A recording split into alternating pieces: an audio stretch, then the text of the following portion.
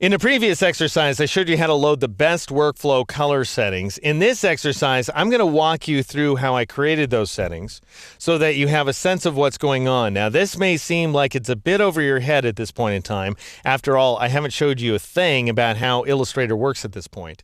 However, it's very important to have a sense of what's going on in the background, even if you don't fully understand it, because these color settings are at work inside of all of the Adobe applications. Once you come to terms with them, you'll understand a lot more about what you're doing.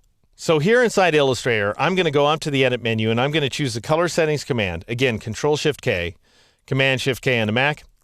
And I'm going to switch my settings back to their defaults, which is North America General Purpose 2. Here in the States. And by the way, this will show you how I put these settings together as well in case you were having any problems whatsoever loading Best Workflow CS5. Now notice these working spaces, CMYK, which is the color space of the prepress world, meaning cyan, magenta, yellow, and black, black being K, the key color. Most of your illustrations are going to be CMYK illustrations because Illustrator makes the assumption that you ultimately want to print your graphics. That may or may not be true, but that is the assumption Illustrator is making.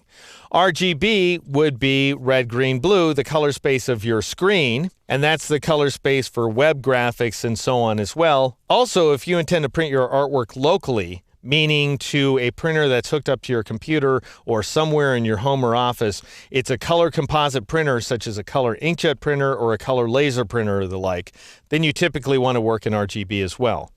More important at this point, because we're going to get into CMYK and RGB in all kinds of detail in later chapters.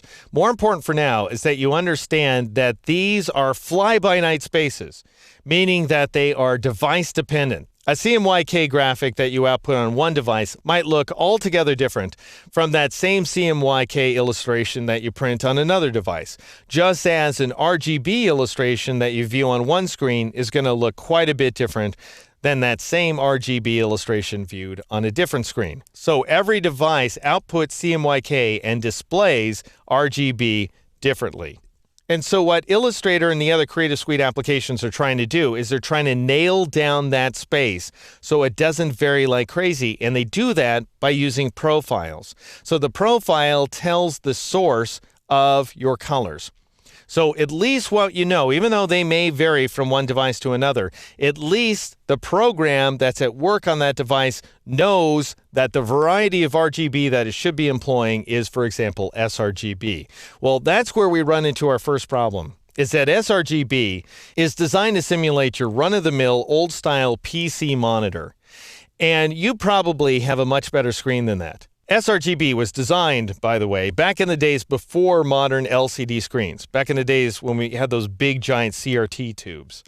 And so it really is a worst-case scenario space where you're working inside of a best-case scenario application. Illustrator is nothing if not exceedingly powerful. So you want to take advantage of that power by switching to Adobe RGB. Now, some of you may be worried, okay, if I switch to Adobe RGB, and I'm creating web graphics, which really ought to be output to sRGB so that they're ready to display on those worst-case scenario monitors. Is that a good idea? And the answer is yes. You should be creating your artwork in Adobe RGB because that's going to give you the most flexibility and the richest array of colors. And then when you output your image for the web, and there's a specific command that allows you to do that, it will automatically convert your illustrations to sRGB. All right, so we'll come to that later, but for now, just go ahead and choose Adobe RGB there. Or, of course, if you've already loaded Best Workflow, you're just watching along with me to get a sense of what's going on. Next, we drop down to these options, and you leave all of the checkboxes off so that you don't have Illustrator bugging you all the time every time it runs into a profile mismatch.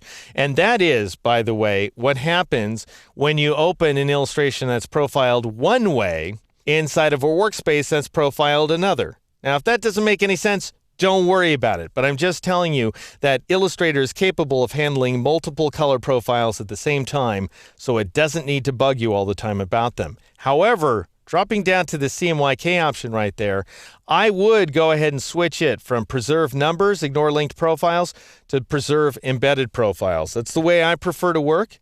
And you're going to get fewer error messages, these little alert messages that come up when you load my sample artwork if you switch CMYK to preserve embedded profiles just like that.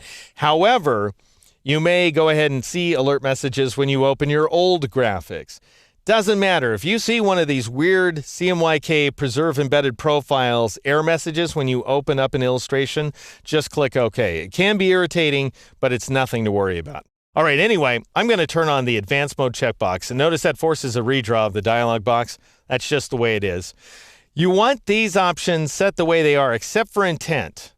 Now, here's the deal. If you're working with Illustrator and only Illustrator, or a combination of Illustrator and InDesign and Flash, let's say that's your workflow, then relative colorimetric is your best bet, because that's going to keep your colors as close to possible when you switch between radically different color environments such as RGB and CMYK. So what Illustrator is going to do is it's going to try to find the closest color equivalent to every color inside your graphic and switch over to that equivalent, which sounds like a great thing, by the way. That's going to keep your colors as close as humanly possible to looking the way they looked in RGB, say, when you switch over to CMYK, or the way they looked in CMYK when you switch over to RGB. However, what you may find happens is your gradients exhibit a little bit of banding or stair-stepping, and you may see similar problems inside your continuous tone photographs. If you tend to work with a lot of photographic images or Photoshop in general, then I recommend you switch away from relative colorimetric and switch to perceptual, which is generally your better bet for smooth color transitions. And that's what I've set up, by the way, inside of Best Workflow. So if you switch back up here to Best Workflow CS5, you'll notice that you have RGB set to Adobe RGB, you have intent set to perceptual, and then finally, we still need to switch from preserve numbers, ignore linked profiles, to preserve embedded profiles, and then we are done. That is going to change your settings to custom. Don't worry about it. That's perfectly okay. Click OK in order to accept that modification, and Illustrator is now ready to go.